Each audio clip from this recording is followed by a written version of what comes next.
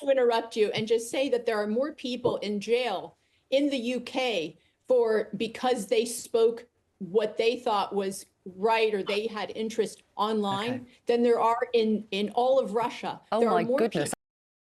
Breaking right now, JD Vance is set to embarrass Slippery Starmer, the Prime Minister, on the international stage by bringing up the UK's crackdown on free speech when the Labour leader visits Washington, D.C. in his desperate pilgrimage to try and prove that he is on side with the Trump administration. But hang on just a moment. Doesn't JD Vance have such an important point which our mainstream media fail to understand? There is no freedom of speech in this country anymore. There are political prisoners.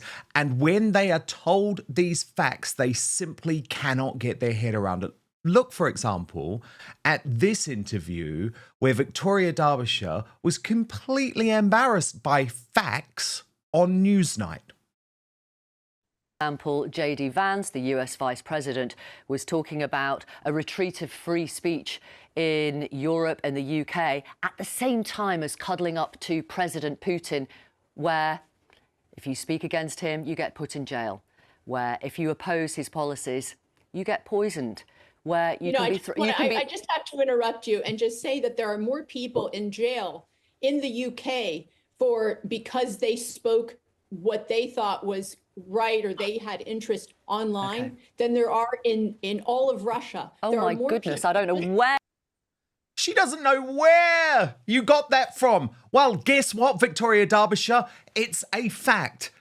As outlined here by Konstantine Kisin, who, by the way, is no fan of President Putin. Russia last year, 400 people were arrested for things that they said on social media. 400 people in Russia. Obviously, this country is very different. How many people do you think were arrested in Britain for things they said on social media last year? Go on. Take a guess. I have no idea. 3,300. Really? Arrested for what they'd said on social media? Yeah. What sort of things get you arrested? Well, one example I give in my show is there was a young woman from Liverpool called Chelsea Russell, and people can look this up. Her friend was killed in a car crash, a 19-year-old woman, and she posted the lyrics of his favorite song on her Instagram. And there was a rap song, so the lyrics contained several instances of the N-word. She was arrested, prosecuted, found guilty, given 500 hours of community service and a fine, tagged, and for a year she was under 8 p.m. to 8 a.m. curfew. My goodness. In Britain. In Britain. In 2018. And since then, we know that Lucy Connolly is in jail for a tweet. Julie Sweeney, a grandmother caregiver, is in jail for a Facebook post. So perhaps it's time for the UK to be a little bit holier than thou until we clean up our own free speech mess. So that's why it has now been revealed by JD Vance that he will raise these free speech issues with Starmer during his visit to Washington. This is hugely embarrassing to the United Kingdom. Hugely, hugely embarrassing. Because that's the type of thing that in the past we as a Western nation would have raised with a country like China. But when asked about this, JD Vance said simply, "We certainly will. We're simply telling them to respect the values on which our civilization was founded, that you ought to debate with one another. You ought to, your government should respect when the people have a dissenting viewpoint." He added to the National Post, "It's very simple and it's very obvious." Let me bring in my superstar panel now, June Slater and Leilani Dowding. I mean, Leilani, I am so embarrassed. I am so embarrassed by the fact that we need JD Vance actually to speak up for free speech in the United Kingdom. We actually need him to humiliate Starmer on an international stage. But isn't it shocking that the mainstream media and the elites are just completely clueless about the fact that we no longer have free speech in this country? There are political prisoners in this country.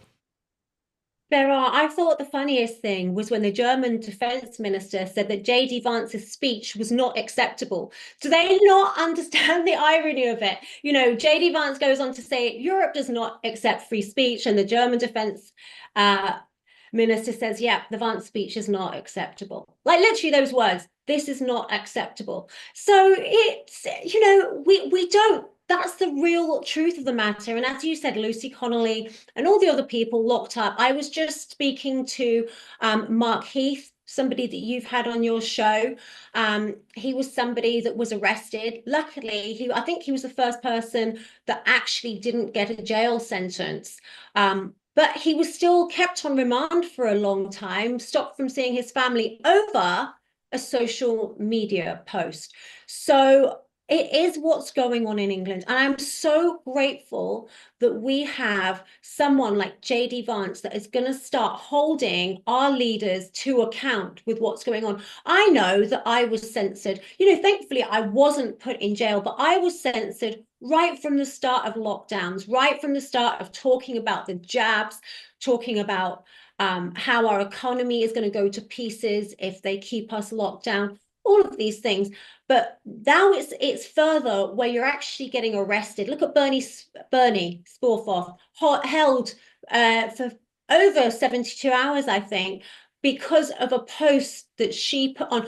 Them trying to find something. They held her trying to find something to get her on because they really wanted her, trying to manipulate her and scare her into pleading guilty, telling her they were going to keep hold of her, keep her on remand. So all of these things, you know, our country and the whole entire of Europe actually need to be held to account because we do not have free speech anymore.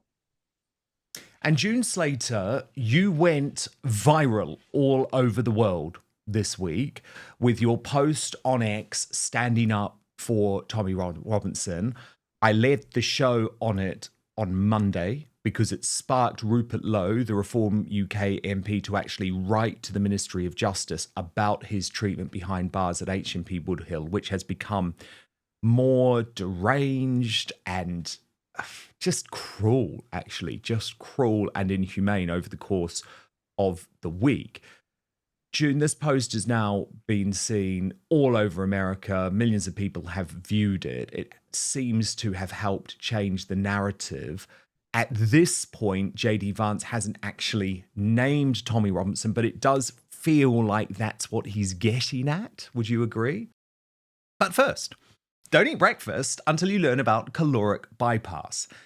Do you know that your breakfast sets you up for the entire day to either gain weight or lose it? The term breakfast literally means to break your fast that you started the night before. About 4 hours after you eat dinner, your body switches from the nutrients we get from food to the stored glycogen we have in our bodies. Once glycogen stores are depleted, typically after 8 to 12 hours of fasting, the body shifts to burning fat for energy. Fatty acids are released from fat stores, where they are converted into ketone bodies through a process called ketogenesis. Then, when you eat breakfast in the morning, the body starts the cycle again. This is where the caloric bypass comes into play. Dr. Gundry, a heart surgeon in California, learned that if you break your nightly fast with something called MCTs, or medium-chain triglycerides, you can actually keep burning fat throughout the day and use it for energy.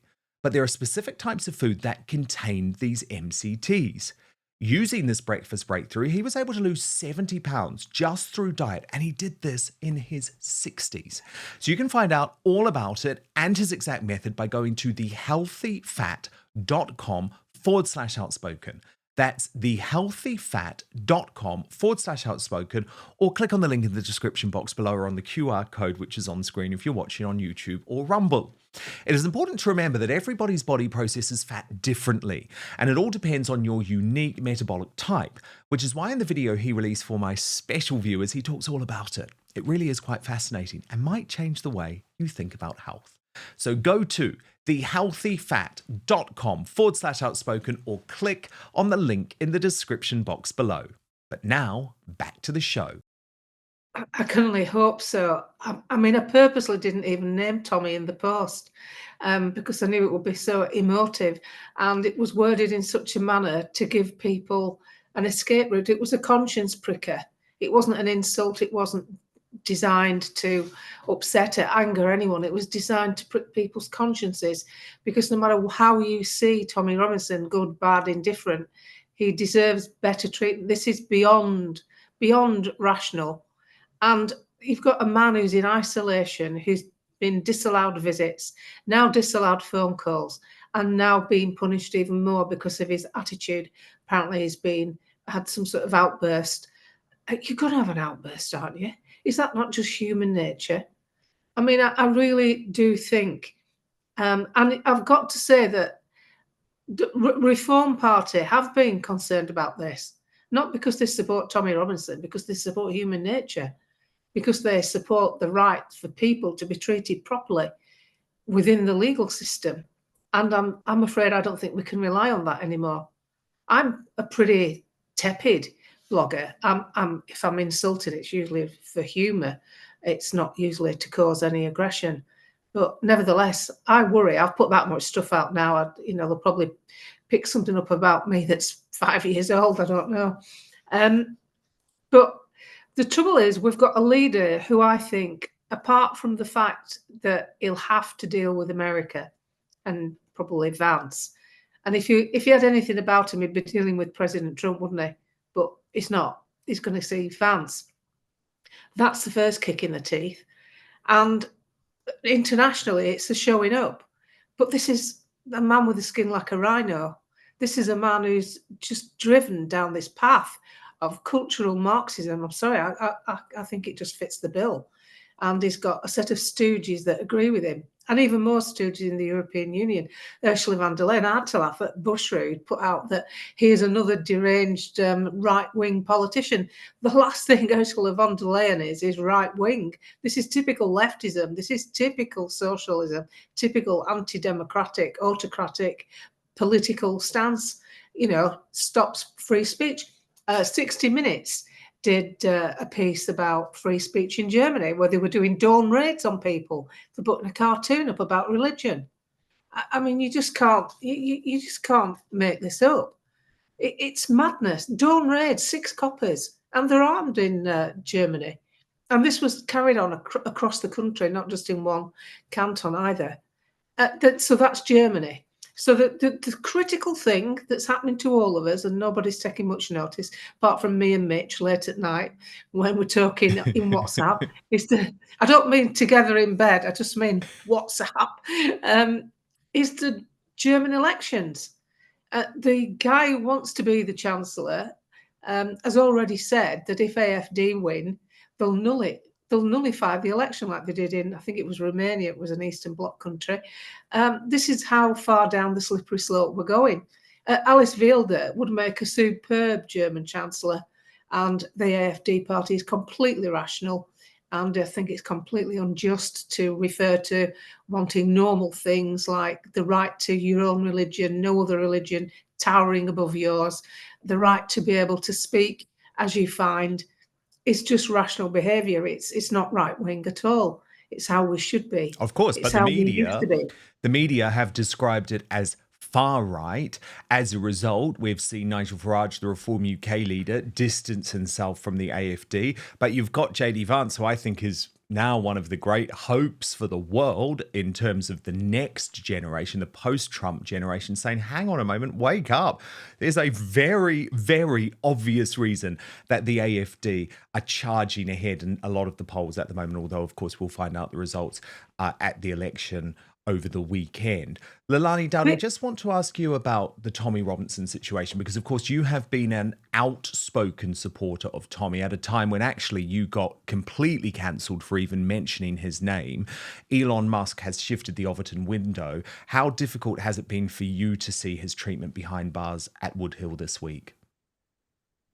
You know what? I think it's absolutely horrific. And I've asked the question, where are the human rights lawyers? Do they only come out for terrorists? Do they only come out for asylum seekers and illegal immigrants that have crossed the border? Do they only come out for criminals just before deportation? Like, I thought that human rights is about human rights, not, and that's human rights of everybody, not just, the criminals and the asylum seekers and all the bad people. What about Tommy Robinson's human rights? It's one thing to stop maybe a few journalists coming to see him, even though I think that's completely wrong, because a lot of you guys are friends. Like, I think you were stopped, Dan. Lewis Brackpool was stopped. There were many people that have been stopped recently, even if they promised to sign NDAs, they were stopped. Then they stopped the mother of his kids coming. Now that's just outrageous to me. Why? How can you stop that for what?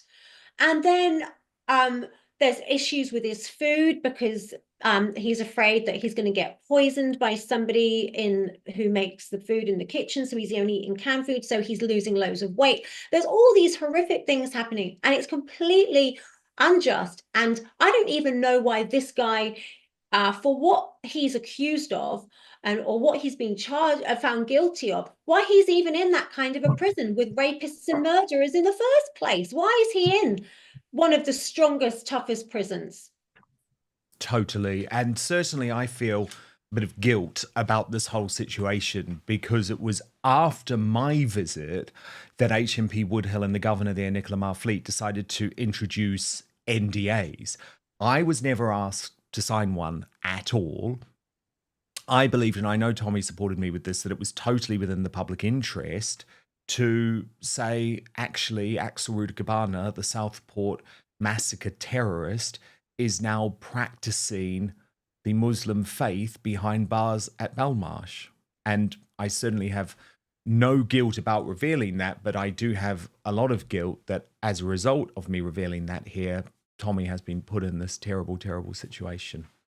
Thank you so much for watching Dan Wootton Outspoken. Please click on my face just to the bottom left to subscribe to this brand new independent news source, and turn on the notification bell so you'll be alerted to our brand new live shows, uncancelled interviews, and special royal episodes. Outspoken is also now available as a podcast, so you can listen to the show every weekday on the go, wherever you are.